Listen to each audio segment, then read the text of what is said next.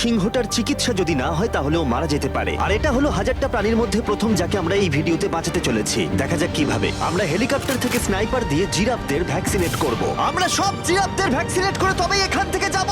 আমরা সিংহদের উদ্ধার করব একটা জু থেকে যেটা প্রায় ধ্বংস হয়ে গেছে। একে অপরের সাথে যুদ্ধ করে মারা যাবার আগেই রাইনোদের আলাদা করব, যেটা এই রাইনোর আয়ু অনেক বছর বাড়িয়ে দেবে। এবং এরকমই আরো অনেক অবিশ্বাস্য রেস্কিউ, যার শুরু হচ্ছে একটা সার্জারি দিয়ে যাই সিংহটার জীবন বাঁচাবে। এ হলো ডক্টর অ্যালেক্স। আমরা এখন কি করতে চলেছি? এই সিংহের টুথ ইনফেকশন আছে, যেটা ওর জন্য খুব ক্ষতিকারক। তাই জন্য ওর টুথ ক্যানেল করতে হবে ওর প্রাণ বাঁচানোর জন্য। এই সার্জারিতে দাঁতের ইনফেকশন সারিয়ে ওর জীবন বাঁচানোর চেষ্টা করা হবে। ওর ঠোঁটটা একটু ধরবে তুমি এইভাবে। ও মাই গড, দেখো ওর দাঁতের তো খুবই খারাপ অবস্থা। আর যদি এই ইনফেকশনের চিকিৎসা না করা হয় তাহলে আস্তে আস্তে এই ইনফেকশন ওর হার্টের ক্ষতি করে একদম দেবে। ঠিক। আচ্ছা, ও যদি জেগে যায় তাহলে কি হবে? ও আমার আঙুল কামড়ে দিতে পারে। ও, আর আমার আঙুলটাও। হ্যাঁ, হয়ে গেছে, ও একদম ঠিক আছে। চলো ওকে মুক্ত করো। এখন সিংহটা সুস্থ আর স্বাভাবিক। এখনো এরকম 999টা প্রাণীর জীবন বাঁচানো বাকি। আমাদের পরের মিশন হলো কিছু রাইনোর জীবন বাঁচানো। এই বিশাল জায়গায় আমরা ওদেরকে খুঁজে বার করে ট্র্যাঙ্কুলাইজ করব আর ওদের স্থানান্তর করব। আমরা এখন রাইনোদের খুঁজে বেড়াচ্ছি। ওদিকে চ্যান্ডলার রয়েছে আকাশে। আমি হেলিকপ্টারে করে চারিদিকে ঘুরে বেড়াচ্ছি। যদি কোনো রাইনো দেখতে পাই তাহলে আমরা তাকে রেস্কিউ করব। এখানে শক্তিশালী রাইনোরা দুর্বল রাইনোদের তাড়িয়ে দেয়, কিন্তু যেহেতু এই এলাকার চারপাশটা বেড়া দিয়ে ঘেরা আছে তাই দুর্বল রাইনোরা এখান থেকে কোথাও যেতে পারে না, আর তার ফলে ওদেরকে মেরে ফেলা হয়। হ্যাঁ, একদমই তাই। তাই প্রথমে আমরা ওদেরকে ঘুম পাড়াবো, আর তারপর ওদেরকে এমন একটা জায়গায় নিয়ে যাব যেটা ওদের নিজস্ব জায়গা হবে, যেখানে ওরা বেঁচে থাকার জন্য পর্যাপ্ত খাবার আর জল পাবে। তার ফলে ওরা শক্তিশালী হবে। চলো আমরা কি ওখানে রেস্কিউ করি? ঠিক আছে, ও রাইনো দেখতে পেয়েছে। চলো চলো চলো। তো আমার কাছে ট্র্যাঙ্কুলাইজার গান আছে, আমি এটা মেরে ওকে ঘুম পাড়িয়ে দেবো যাতে আমরা ওকে সুরক্ষিতভাবে ধরতে পারি। চলো চলো চলো। তো আমার কাছে ট্র্যাঙ্কুলাইজার গান আছে, আমি এটা মেরে ওকে ঘুম পাড়িয়ে দেবো যাতে আমরা ওকে সুরক্ষিতভাবে ধরতে পারি।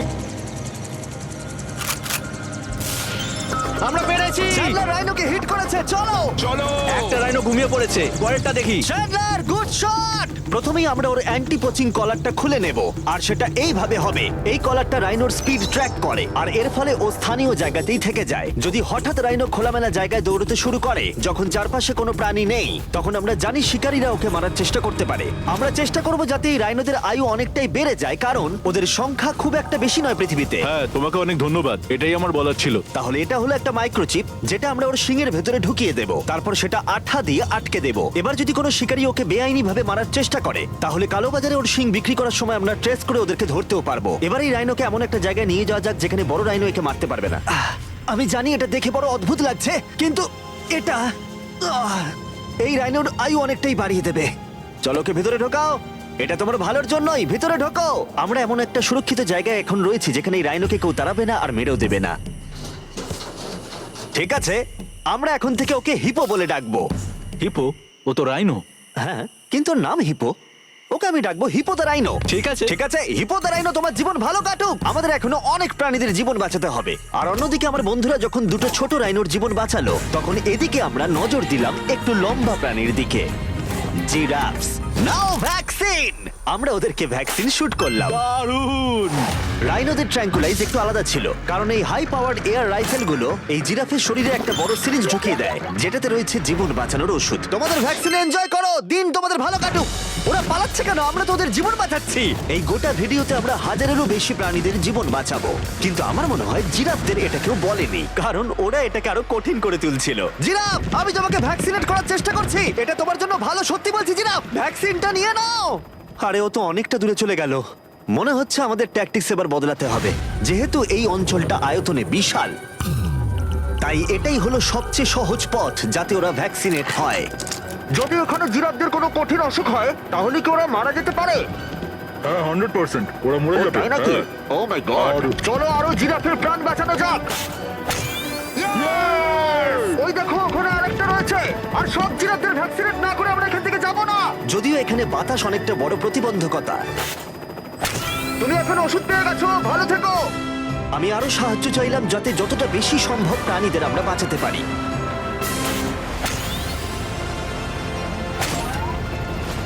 আমি 5টা জিরাফ দেখতে পাচ্ছি, ওদের ভ্যাকসিন হয়নি। আর 4টে জিরাফের ভ্যাকসিন বাকি। 3টে জিরাফের বাকি। ইয়ে! শেষের জন একদম সামনে আছে। দেখো, 5 জনকে দেওয়া হয়ে গেল।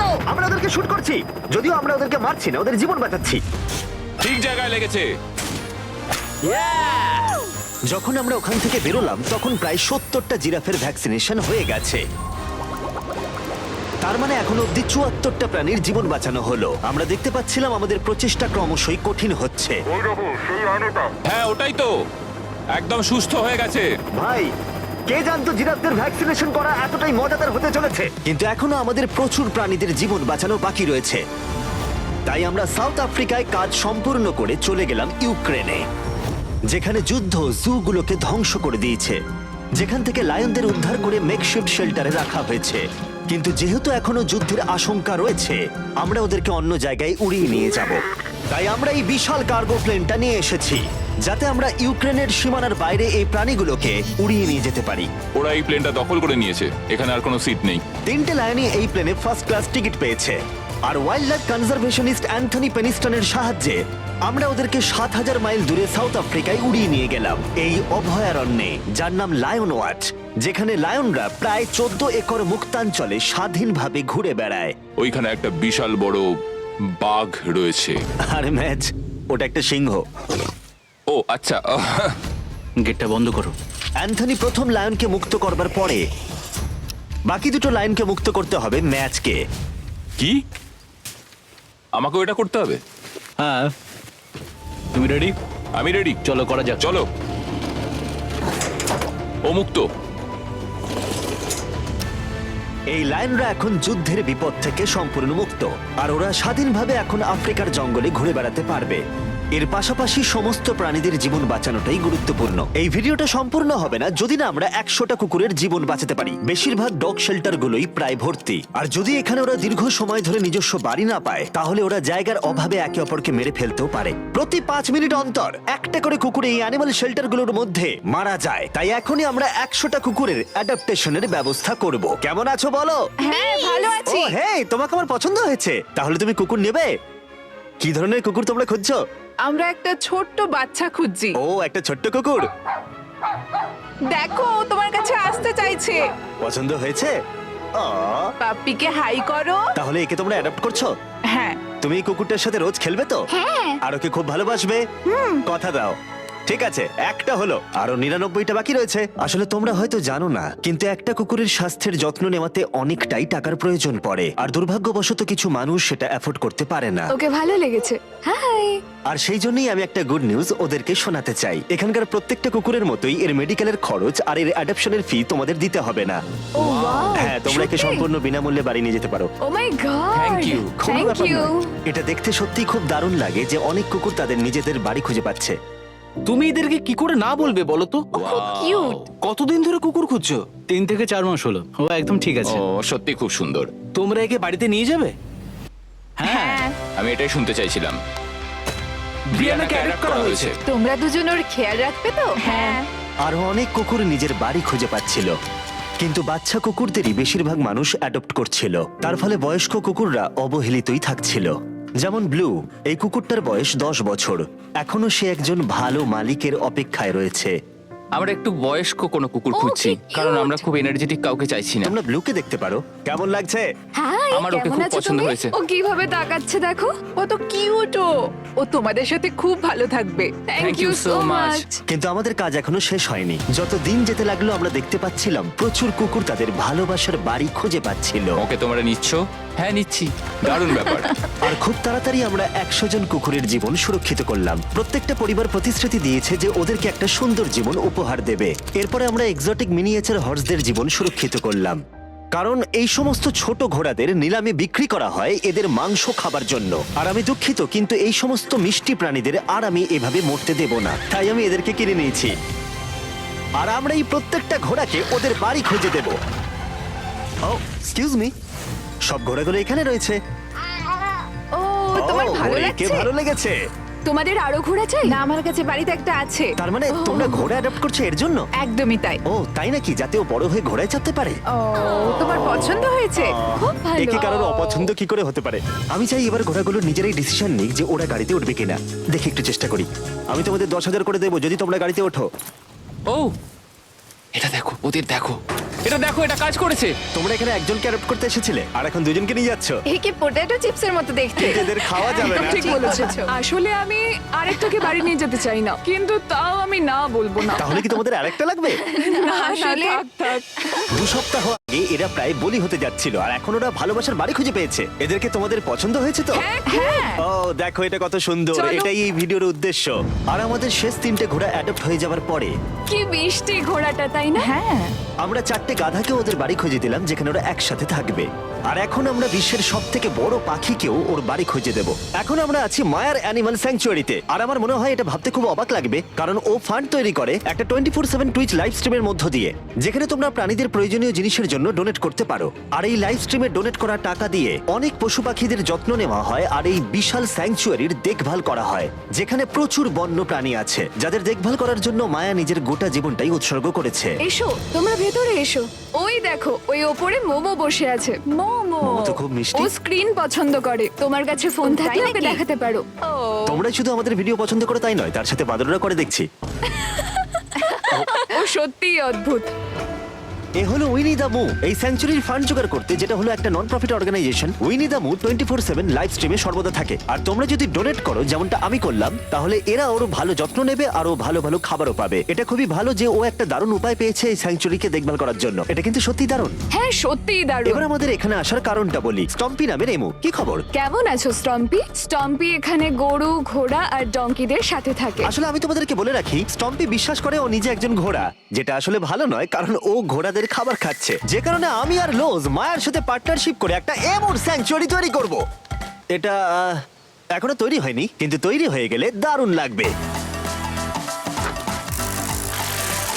এর সাথে লোজকে আমি একটা বড় ধন্যবাদ জানাতে চাই, যার জন্য এই প্রজেক্টটা সম্ভব হয়েছে। লোজ এই কাজটা করতে শুরু করেছে বন্যায় এই এলাকাটা ক্ষতিগ্রস্ত হবার পর থেকে। আর এই বছর লোজের 10 মিলিয়ন স্কোয়ার ফিট জুড়ে কাজের একটা অংশ হলো এই স্যাংচুয়ারির অবস্থার উন্নতি ঘটানো। আমরা স্টম্পিকে কিভাবে আরো সাহায্য করব? আগে আমরা এখানটা বেড়া দিয়ে ঘিরে দেবো।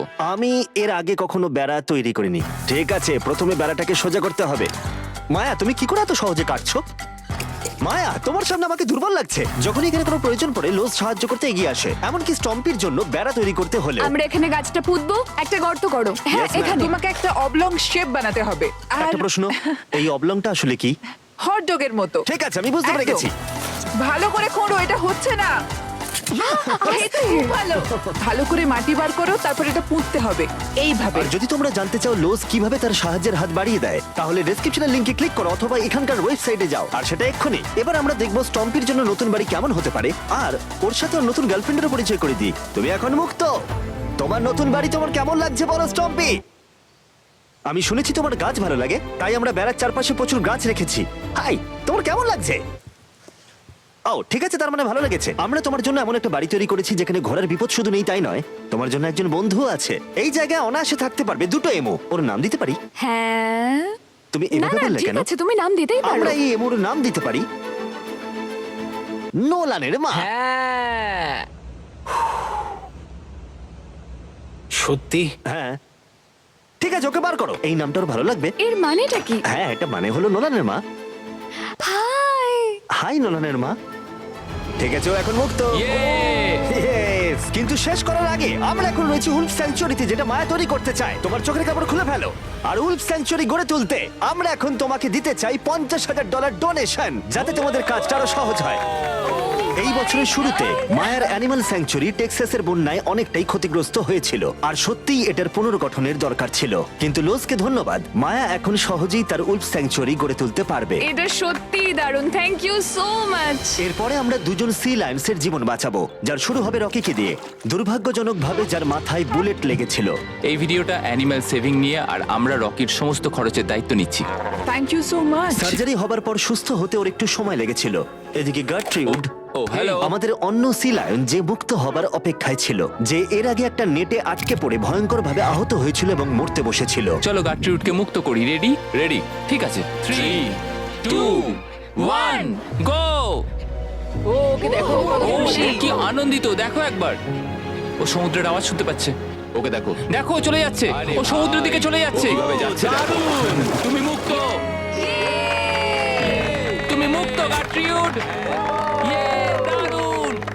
এখনো পর্যন্ত 800 প্রাণীদের জীবন বাঁচানো বাকি, তাই এবার আমাদের দ্রুত কাজ করতে হবে। এবার আমরা অ্যামাজন রেন ফরেস্টে কাজ করলাম, যেখানে আমরা মিঙ্গালজ অ্যান্ড স্যাংচুয়ারিতে 200 জনেরও বেশি প্রাণীকে আমরা বন্য জীবন ফিরিয়ে দিলাম। এখন আমাদের কাছে আছে একটা অ্যান্টিটার। সত্যি বলতে এখানে আমরা এরকম লুপ্তপ্রায় প্রাণীগুলোকে পাই।